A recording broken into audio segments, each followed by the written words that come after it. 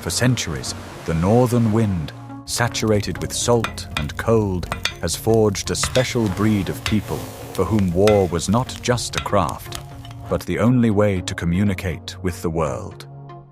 We are used to seeing them as frenzied barbarians, storming the shores with mad fury. But behind this image lies cold calculation and incredible technological mastery. Their weapons were not primitive clubs, but masterpieces of engineering designed to dominate the battlefield through balance, speed, and deadly geometry. Every axe, every sword, and every shield was an extension of the warrior's arm, a finely tuned instrument on which the life of the entire clan depended. The story we are about to tell goes deeper than the superficial myths of horned helmets and senseless cruelty. It is a story of metal, fire, and the human spirit, capable of turning a piece of iron into a legend that has survived for millennia.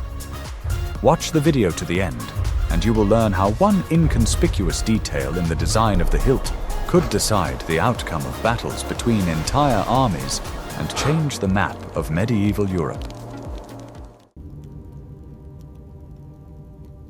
What if I told you that everything you believed in was not true? We are used to thinking of Viking weapons as mere instruments of attack, but for the Scandinavians, they were sacred vessels that held the luck and destiny of their owners. In their understanding, a sword or axe had its own will, character, and even a name, which was given at the time of its creation and sounded like a spell. A warrior did not simply possess a weapon, he entered into a lifelong union with it, where metal could either save its owner or betray him at the decisive moment. This attitude shaped a unique culture of combat, where technical skill was inextricably linked to a mystical perception of reality. Weapons were never mass-produced items stamped out in faceless factories to arm thousands of soldiers. Each item was made individually, tailored to the specific hand, height, and physical strength of the customer, taking into account their manner of movement and fighting style. The blacksmith who created the blade was not just a craftsman, but a mediator between the world of people and the elements of fire and earth. During the forging process, not only coal and iron were put into the metal, but also particles of the ancestors' bones or coal from funeral pyres to convey the power of the clan. This approach made each sword a unique artifact that could not be replaced or copied.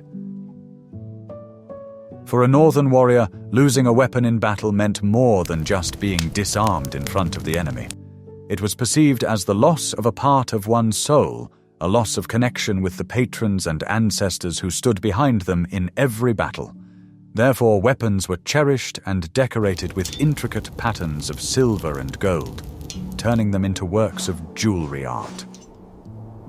These patterns, intertwined in endless knots, served not only for beauty, but also as magical traps for evil spirits.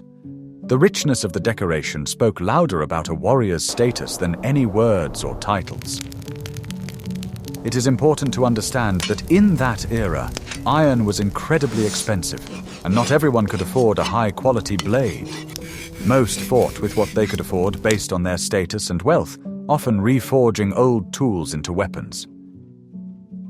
However, even a simple spear or axe in the hands of a Viking became a formidable weapon thanks to years of training and a special mentality.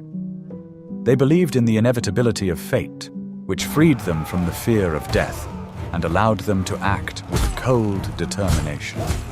It was this inner freedom that made their fighting technique so unpredictable and dangerous for their opponents. Treating weapons as living beings changed the very tactics of combat, turning it into a dialogue between two steel characters. Strikes were not delivered chaotically, but with the intention of breaking the enemy's will, damaging their defense, and forcing them to make a mistake. The Vikings knew the properties of their weapons, their balance and limits of strength, and used this knowledge to gain superiority. They knew how to feel the inertia of a heavy axe and the lightness of a short blade. instantly switching between different fighting styles. It was an art in which brute force gave way to precision and speed of reaction. Interestingly, many types of weapons had dual purposes and could be used both in battle and in peacetime. An axe that chopped wood in the morning to build a draka could become a fearsome weapon in the hands of an experienced warrior in the evening. This versatility was dictated by the harsh conditions of life, where it was impossible to allow things to lie idle. However, there were also exclusively combat models, created only for war and unsuitable for anything else. It was these that were the subject of sagas, endowing them with magical properties and incredible sharpness. The training of a warrior began at an early age, when a boy received his first, often wooden, model weapon. He learned not just to swing it, but to feel it as an extension of his arm, to understand the distance and timing of the strike. Trophy your distance, boy. Let the shield breathe with you. These games laid the foundation on which the skills of an adult fighter, capable of fighting for hours without fatigue, were later built. Muscle memory developed over years allowed them to act reflexively, anticipating their opponent's thoughts by fractions of a second. In battle, where everything was decided in an instant, this was a major advantage. A special place in this philosophy was occupied by the transfer of weapons from father to son or from leader to comrade in arms. A sword that had been through many battles was considered more valuable than a new one that had just come out of the forge. This blade has tasted glory. May it serve you as it served me. I will honor our name, Father. It accumulated the experience of victories, got used to the taste of battle, and, as it was believed, guided the hand of its owner. Receiving such a gift was the greatest honor and a huge responsibility that had to be justified. This is how a continuous chain of military tradition was formed, connecting generations through cold steel. This deep, almost religious connection to weapons is something that modern researchers often overlook. We look at technical specifications, weight and length, but we forget about the spirit that made these objects alive for their owners. Without understanding this philosophy, it is impossible to understand how small bands of northerners could keep vast territories in fear. Their strength lay not only in their muscles, but also in their absolute faith in their weapons and their destiny. I'm very interested to hear your point of view. What do you think about this animation of objects of war and belief in their own will? Write about it in the comments.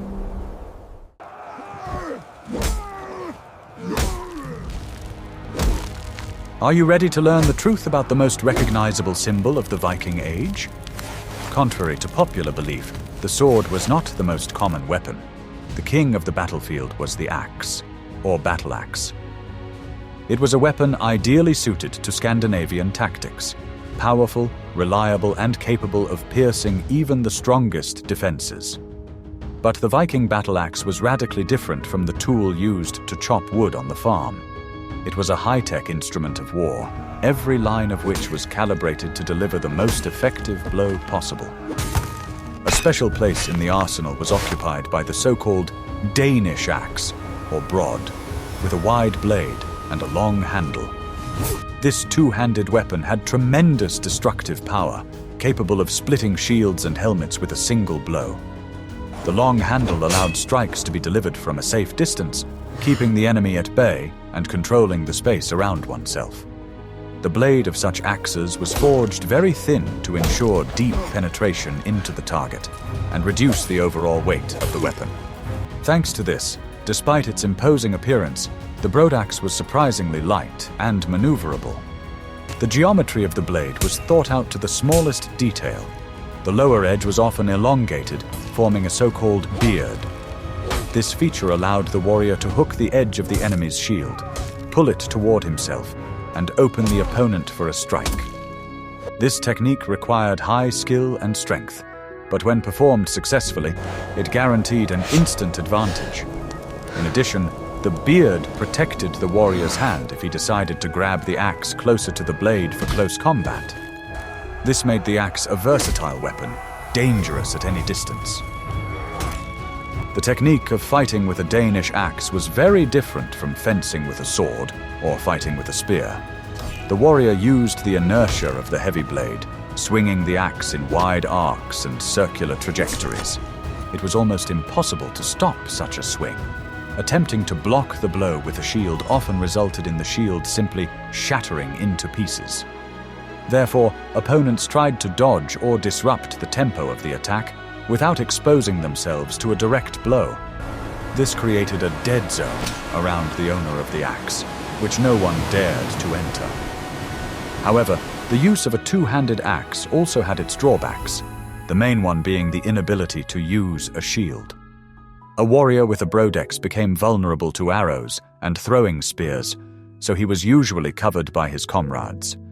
In battle, such fighters often stood in the second row, striking over the heads of their comrades and breaking the enemy's formation. In individual combat, they relied on aggressive pressure, giving the enemy no time to counterattack. It was the choice of the strongest and most confident warriors. The axe handle was made from carefully selected wood, most often ash or elm, which had high elasticity. It had to dampen the vibration from the blow so as not to dry out the fighter's hands, and at the same time not break under enormous loads. The handle could reach a length of 1.5 meters, which provided enormous leverage and increased the force of the blow many times over. Attaching the blade to the handle was also a special art, eliminating play or slippage at the most crucial moment. Interestingly, the blade was often made of soft iron, and only the cutting edge itself was welded with a strip of high-carbon hard steel. This design made the axe resistant to impact. The soft body absorbed the load, and the hard edge retained its sharpness for a long time. This was an example of the rational use of expensive materials and a deep understanding of metallurgy. It was extremely difficult to break such an axe in battle, which made it a reliable companion on long campaigns. Battle axes were often decorated with silver inlays, but these decorations never interfered with the functionality of the weapon. The patterns were applied to the flat surface of the blade without affecting the cutting edge or weakening the structure. This emphasized the owner's status, showing that he could afford to turn a utilitarian object into a work of art. At the same time, the splendor of the decorated axe could psychologically intimidate the enemy, demonstrating the Vikings' wealth and power. There were also one-handed axes, which were used in conjunction with a shield and were more versatile. They were lighter, faster, and allowed the warrior to maneuver actively while protecting himself from blows. The technique of using such an axe included not only chopping blows, but also hooks, jabs with the upper edge of the blade, and even throwing at short distances. It was a weapon for maneuverable combat, raids, and skirmishes in the confined space of a ship or house. The axe became a symbol of the era not only because of its effectiveness, but also because of its accessibility and intimidating aura. It embodied the spirit of the North, rough, straightforward, indestructible, and merciless to weakness. In the hands of a master, it became a whirlwind of steel capable of grinding down any defense. In the next chapter, we will discuss what served as the main defense against this devastating weapon. Guess how long it took to make this? A Viking shield is not just a bunch of boards knocked together, but a complex engineering structure that required knowledge, experience, and time to create. It was the main element of defense, but in the hands of an experienced warrior, it turned into an active offensive weapon. The Scandinavian round shield was designed to be light, flexible, and maneuverable, allowing the fighter to control the course of the battle. Its design was the result of centuries of evolution and perfectly suited the fighting style of the era. The shield was made of softwood planks, most often linden, pine, or spruce, fitted together with precision. The choice of softwood was not accidental. Unlike hard oak, which could split from a strong blow, linden was resilient. When struck with a sword or axe, the blade often got stuck in the fibers of the tough wood, momentarily disarming the opponent. At this moment, the shield's owner could make a sharp lunge, snatching the weapon from the enemy's hands or striking back. In the center of the shield was a metal umbo, a hemispherical bowl that protected the warrior's hand holding the handle. But the umbo served not only for protection, it was a hard steel fist that could deliver crushing blows to the enemy's face or body. In close combat, when the distance was reduced to a minimum, a blow with the umbo could be as effective as a blow with a hammer. This turned defense into offense, making the shield a dangerous melee weapon. Particular attention was paid to the edging of the shield, which was usually made of rawhide stitched with strong threads or tendons. As the leather dried, it tightened the boards, creating a tense, monolithic structure capable of withstanding enormous loads. The edging protected the edge of the shield from chopping blows, preventing it from splitting and falling apart after the first few collisions. Often, the leather was laid in several layers, creating a durable bumper that absorbed shocks. The diameter of the shield varied from 80 to 90 centimeters, which allowed it to cover the warrior's body from shoulder to hip. At the same time, the shield was light enough to be held at arm's length and actively manipulated. The warrior did not hide passively behind the shield, but met blows, deflected them to the side, and created angles for attack. Constant movement of the shield prevented the enemy from taking aim and finding a breach in the defense. The front side of the shield was often covered with leather or thick fabric, which was then painted. The covering served as an additional reinforcing layer, preventing splinters and holding the boards together even when severely damaged. The painting on the shield had a sacred meaning. Geometric patterns and solar symbols, such as whirlpool wheels, served as talismans. Bright colors, red, white, and black, helped identify allies in the chaos of battle and intimidated enemies. The shield's handle, which ran across the boards on the inside, also served as a stiffener, reinforcing the entire structure. It had to be comfortable to grip, not slip in a sweaty palm, and withstand jerks and blows. The handle was often wrapped in leather or cloth for better grip and comfort. It is important to note that the shield was held with a fist grip on the central handle rather than worn on the forearm, which allowed for great freedom of movement. Shields were expendable items of war. They broke, were chopped up, and became unusable after a single serious battle. Therefore, a warrior always had to be able to quickly repair his shield or replace it with a new one. During sea voyages, shields were attached along the sides of the drakkar, providing additional protection from arrows and waves and freeing up space on the deck. This famous image of the shield wall was not just decoration, but had a purely practical significance. Shield tactics included blocking, deflecting blows, thrusting, and striking with the edge. The sharp edge of the shield could be used to deliver a painful blow to the neck or limbs, while the flat surface could be used to knock an opponent off their feet or throw them off balance. In a dense formation, a wall of shields, each warrior covered the edge of his neighbor, creating an insurmountable barrier for the enemy. This required coordination and trust, turning a group of individuals into a single organism. Thus, the shield was the foundation of the Viking combat system, combining simplicity of materials and ingenuity of engineering. It allowed them to survive a hail of arrows and blows, enabling them to approach the enemy at a distance where they could strike with a sword or axe. Don't forget to like this if you are impressed by the sophistication of this seemingly simple design. Want to know a secret that will change your perception of the Vikings' main weapon? Swords were expensive, axes were brutal, but it was the spear that was the most widespread, versatile, and deadly weapon of that era. It was accessible to everyone, from noble jarls to simple bonds, and its effectiveness was unmatched. The spear allowed you to strike the enemy while remaining out of reach of their blade, control the distance, and deliver lightning-fast strikes. In mythology, Odin himself, the supreme god, wielded the spear Gungnir, which emphasized the sacred status of this type of weapon. Scandinavian spears were distinguished by a huge variety of shapes and sizes of spearheads, each of which had its own purpose. There were light throwing spears with narrow spearheads designed for long-range combat and piercing chainmail.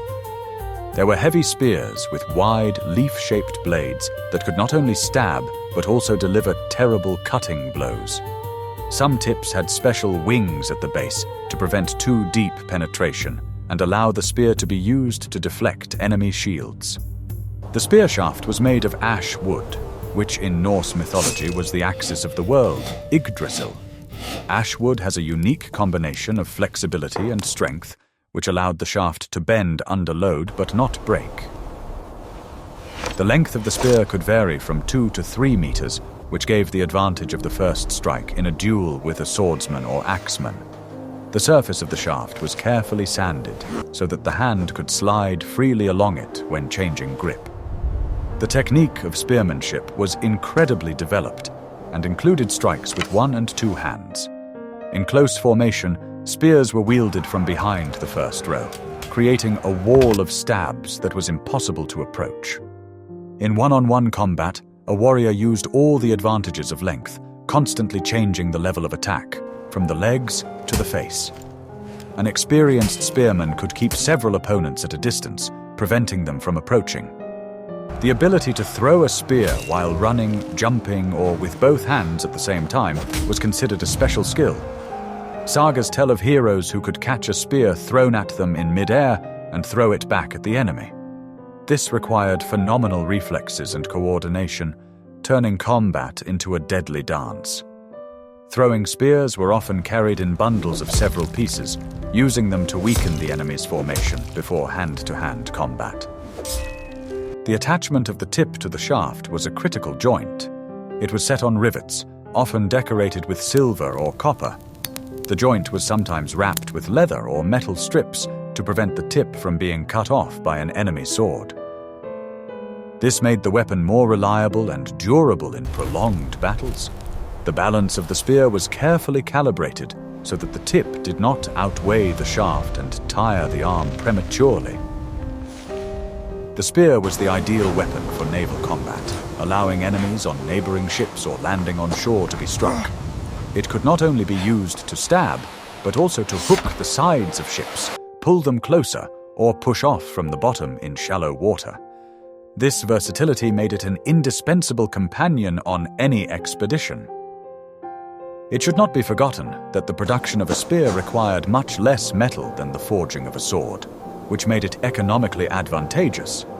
At the same time, the combat effectiveness of a spear against an unprotected or lightly armored enemy was absolute.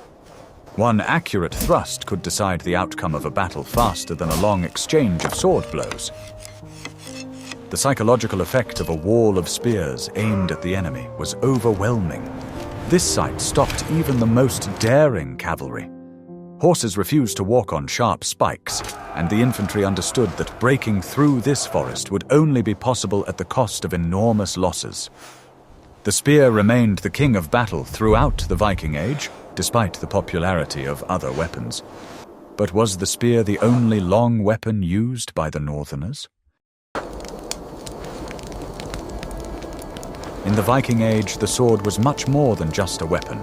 It was a symbol of power, wealth, and membership in the elite. Unlike the axe or spear, the sword was designed exclusively for killing people, and this fact gave it a special, sinister aura. A good blade cost a fortune, comparable to the value of several farms or a large herd of cattle. Only jarls, the king's warriors, and the most fortunate warriors could afford such a weapon. The design of the Carolingian sword, the most common type during that era, was aimed at combining cutting and stabbing capabilities. The wide blade with parallel edges and a rounded tip was primarily intended for powerful cutting blows. A deep groove in the center of the blade reduced weight and increased rigidity, functioning like a stiffener in modern engineering. This made the sword light enough, about 1 to 1.2 klet, for long battles without losing its penetrating power. Blades stamped with the Ulfbert mark, which were made from the highest quality crucible steel, were particularly renowned. The secret of this steel, which was virtually free of slag and impurities, was centuries ahead of its time. Such swords possessed incredible strength and flexibility, did not break when striking helmets and shields, and retained their sharpness for a long time. Possession of an ulfbert was a sign of the highest military quality, analogous to owning an elite supercar today.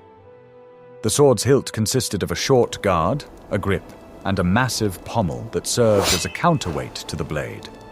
The pommel was often decorated with intricate inlays of precious metals, geometric patterns, and animal motifs. The sword's balance was shifted closer to the hilt, making it more manageable and alive in the hand. The short guard did not interfere with the movements of the wrist, allowing strikes to be delivered from the most unexpected angles. Swords were passed down through generations, becoming steeped in legends and names. Names such as Legbiter or Battleflame inspired awe. It was believed that an old sword retained the fury of all previous battles and helped its new owner. The loss of a family sword was a tragedy, a stain on the reputation of the entire clan that could only be washed away with blood. The sword sheath was made of wood covered with leather and lined with fur or oiled wool. The fur protected the polished steel from moisture and rust, and the oil lubricated the blade every time it was removed or put back. Rich bandages and belts decorated with bronze overlays complemented the warrior's image, emphasizing the value of the weapons he carried. In battle, the sword was used in conjunction with a shield, using it to block and create gaps in the enemy's defense. Strikes were delivered in series, combining slashing attacks to the limbs and torso with shield strikes. The sword was not used for fencing in the blade-to-blade style, as in the movies, as this would damage the expensive sharpening. Blows were taken on the shield or dodged, saving the precious steel for the enemy's body. The blacksmithing of that era reached the heights of mastery in the techniques of Damascus steel and pattern welding. Blacksmiths wove rods of different metals together, forging them to create mesmerizing patterns on the blade, reminiscent of flowing water or snakeskin. This was not only beautiful but also functional, as it combined hard and soft grades of steel for strength. The sword was the final argument in a dispute, an instrument of justice and retribution. People swore allegiance on it, it was awarded for valor, and it was placed in the grave with the warrior so that he could fight in Valhalla. It was a cult object around which the entire life of a professional warrior was built. However, even if a warrior lost his sword, spear, and axe, he always had one last chance for salvation. What was this weapon that hung from the belt of every free man? Are you ready for the shocking truth about a knife that was more dangerous than a sword? In the shadow of majestic swords and loud axes lurked the modest but deadly scrummace axe, or simply the sax. It was an imposing combat knife carried by every free man, and often even women. In close combat, when long weapons became useless, or when a shield was broken, it was the sax that decided who would live and who would go to the gods. The sax was a single-edged blade with a thick butt and a straight or slightly curved cutting edge. The length of the blade could vary from a small utility knife to an almost short sword called a langsax. The thick butt allowed for powerful chopping blows capable of piercing leather armor or splitting a helmet. The tip was often beveled, which gave the blade excellent piercing properties when thrusting. This weapon did not require complex maintenance and was extremely reliable due to its massiveness and simplicity. The sax usually had no guard, which made it easy to hide under clothing or quickly draw from its sheath. The handle was made of wood, bone, or horn, providing a secure grip even with wet or bloody hands. The sax sheath was attached horizontally to the belt, which was a characteristic feature of the fashion of the time. In battle, the sax was used as a left-hand weapon in combination with a sword, or as the main weapon in the confines of a wall of shields. It could be used to strike from below the edge of the shield, hitting the enemy's legs or groin, or to strike from above at the neck and shoulders. Its compact size allowed it to be used in close combat, where the enemy's long weapons became a hindrance. It was dirty, brutal work that required composure and a willingness to engage in close contact. The sax was also a versatile tool for survival on campaigns and in everyday life. It was used to chop branches for a fire, cut up game, repair equipment, and perform hundreds of other tasks. This constant practice made the knife an extension of the hand, familiar and easy to use. A warrior knew his sax down to the smallest notch and could wield it in complete darkness. Richly decorated saxes with copper and silver inlays on the blade also served as status symbols. Runic inscriptions, owners' names, or magic formulas were often engraved on the blades. This turned a utilitarian object into a personal talisman that protected its owner from misfortune. But even the simplest, roughly forged knife was a formidable weapon in skilled hands. Psychologically, having a sax on his belt gave a warrior the confidence that he would never be completely unarmed. Even if caught off guard, without chainmail or a shield, he could sell his life dearly.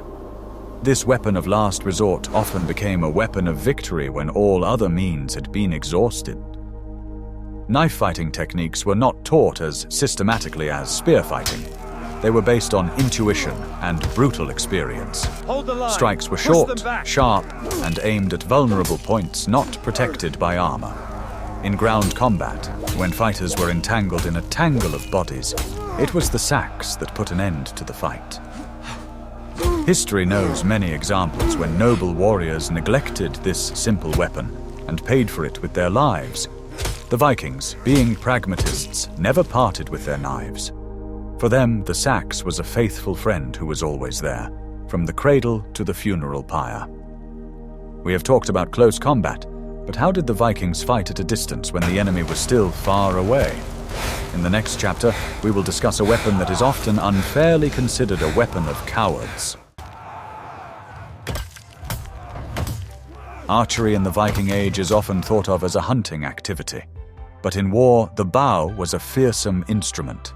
Long before the shield walls closed in, the air was filled with the whistling of feathered arrows, bringing death from a distance.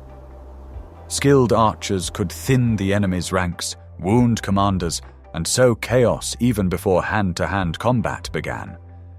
In naval battles, where ships approached each other slowly, the exchange of fire could last for hours, deciding the outcome of the battle without boarding. Scandinavian bows were made primarily from yew, a wood with natural elasticity and strength. These were simple but powerful longbows, often exceeding the height of the archer himself.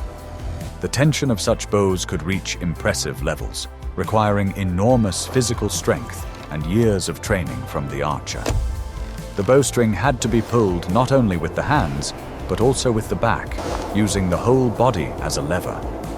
Arrowheads had different shapes depending on the target. Wide ones for striking unprotected people and animals, narrow-faceted ones for piercing chainmail and shields.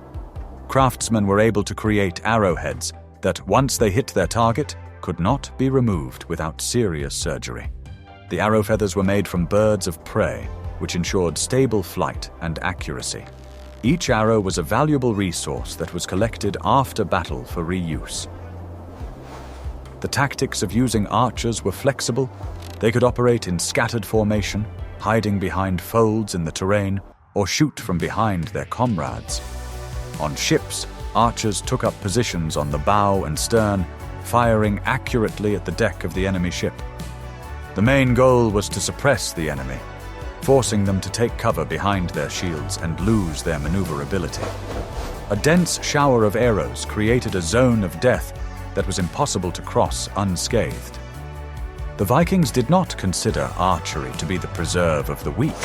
Many famous kings were excellent archers. The sagas extol the accuracy of heroes capable of hitting the smallest gap in armor or knocking an enemy off the mast of a swaying ship. This art required cold calculation, a keen eye and a steady hand, qualities highly valued in the North. The bow was a weapon of the intellect, capable of taking into account wind, distance, and the movement of the target. There were also specific techniques, such as shooting overhead so that the arrows fell on the enemy from above, over the edge of their shields. This was especially effective against dense formations, where warriors could not raise their shields above their heads without exposing their bodies. Such volleys caused panic and broke the formation, making it vulnerable to infantry attacks. Quivers for arrows were made of leather or birch bark and worn on a belt or on the back, providing quick access to ammunition. An experienced archer had a high rate of fire, able to shoot up to 10 arrows per minute, creating a continuous stream of fire. In skilled hands, the bow became the machine gun of the Middle Ages, preventing the enemy from raising their heads. However, humidity and cold could negatively affect the bowstring, made of sinew or flax, so the bow was carefully maintained. It was stored in cases, lubricated with grease, and protected from moisture, as it was understood that lives depended on its serviceability.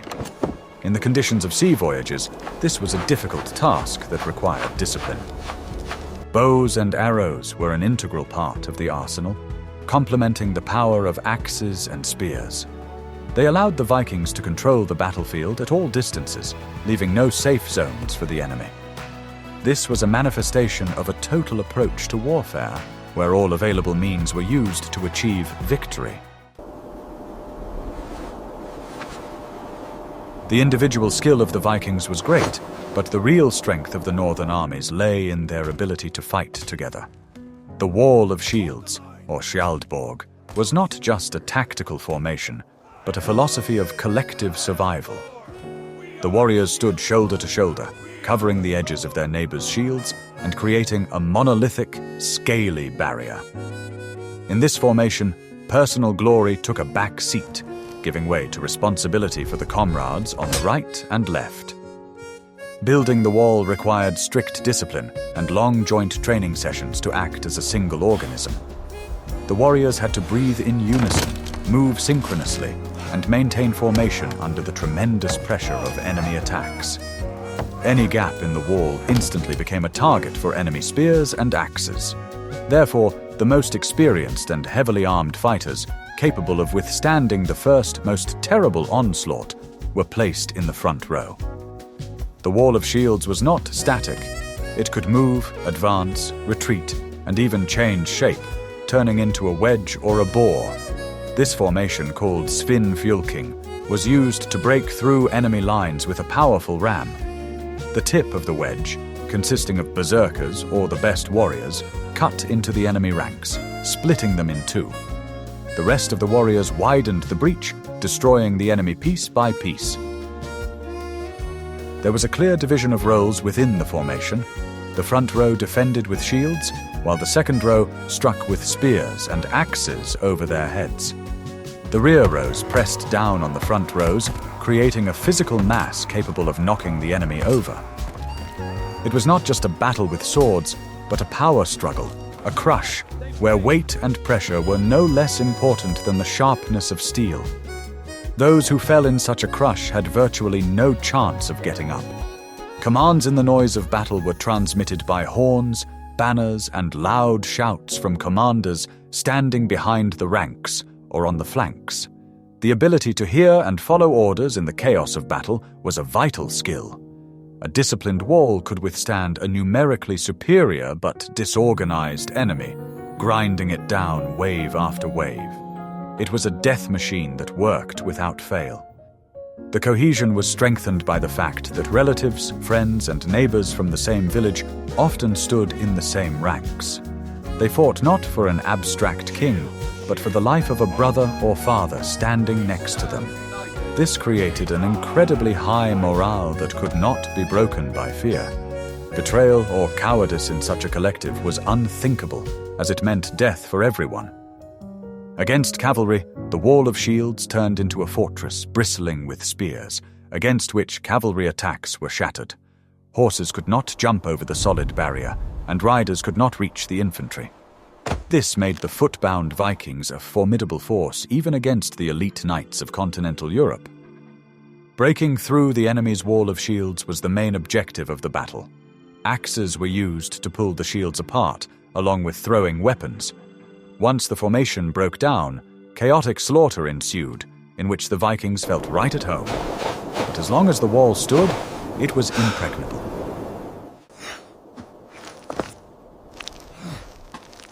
A weapon is useless without the hand that wields it, and the Vikings understood this perfectly, turning their bodies into perfect instruments of war.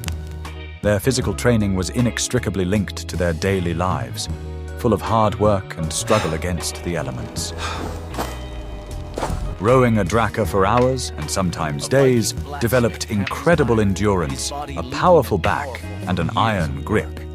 These muscles, accustomed to fighting the waves, were ideal for wielding a heavy axe or holding a shield.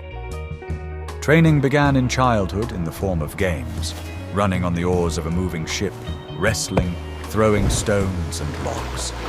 These games developed the balance, coordination, and explosive power needed in battle. The ability to maintain balance on a slippery deck or wet grass was often a decisive factor in survival. Vikings were athletes for whom agility was as important as brute strength. Special attention was paid to swimming, which was rare in medieval Europe. The ability to swim in cold water and even fight in it gave them an advantage in sea landings and shipwrecks.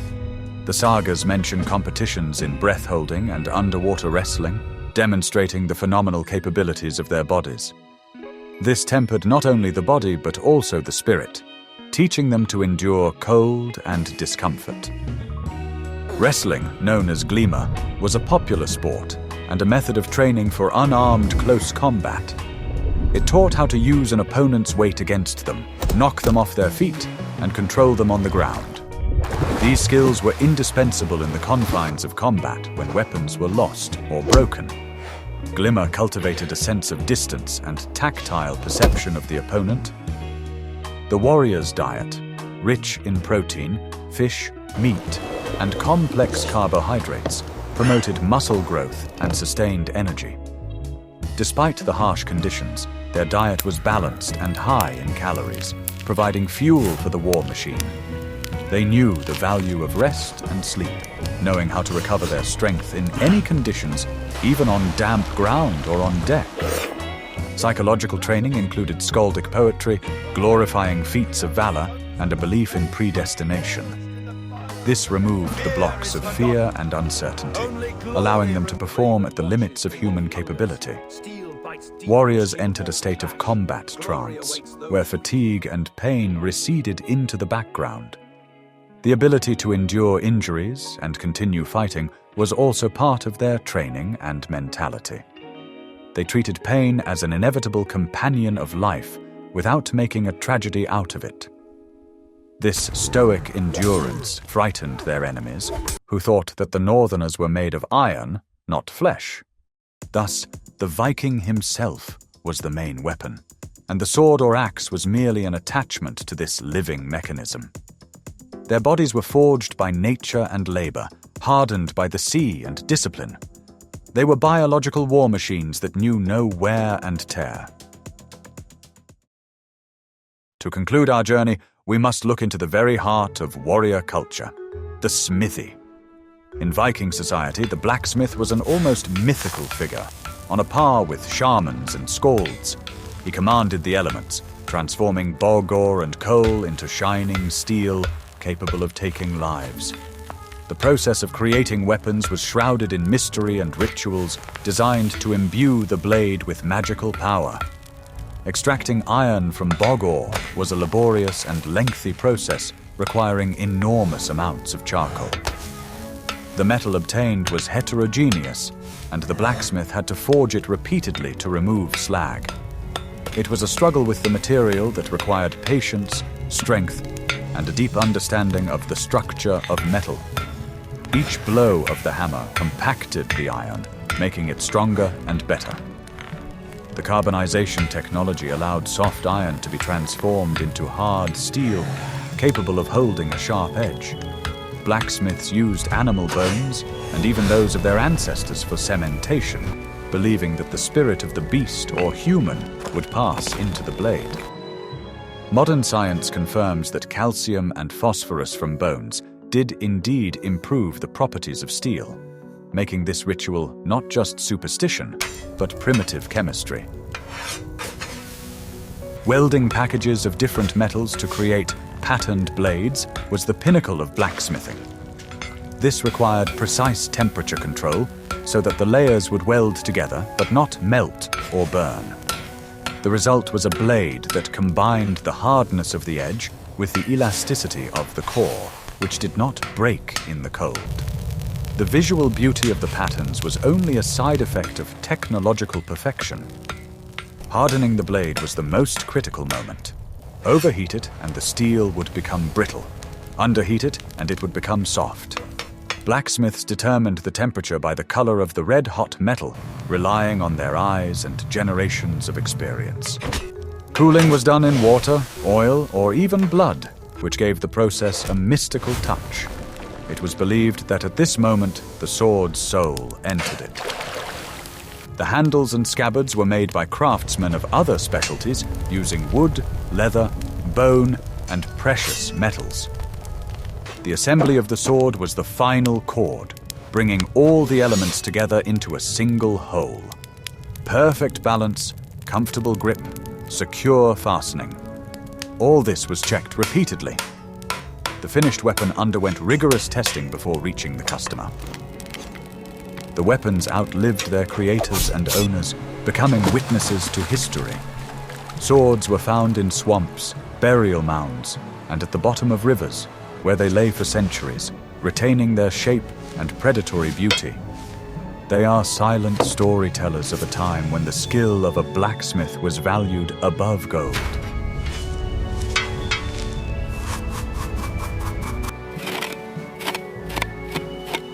Each blade that has come down to us is imbued with the labor, sweat, and genius of ancient masters. These are not just artifacts, but the philosophy of a people frozen in metal, a people who knew how to create perfection in the harsh conditions of the North. We have immersed ourselves in a world where the clang of steel was the music of life, and weapons were a man's faithful companion from birth to death.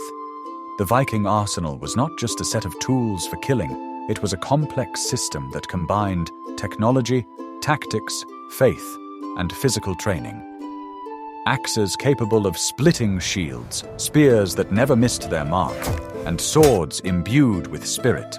All these were parts of a whole that allowed the Northerners to leave an indelible mark on history. Their legacy teaches us that superiority is achieved not only through strength, but also through intelligence, skill, and spirit. They proved that even simple materials in the hands of a professional can become an unbreakable force. The Viking era is gone, but the echo of their blows on shields still resonates in our culture, reminding us of a time when metal and man were one. Which Viking weapon did you find most impressive, and why? Would you like to see a separate episode about Draka ships? Write your opinion in the comments, and don't forget to subscribe to the channel to continue exploring the mysteries of the past with us.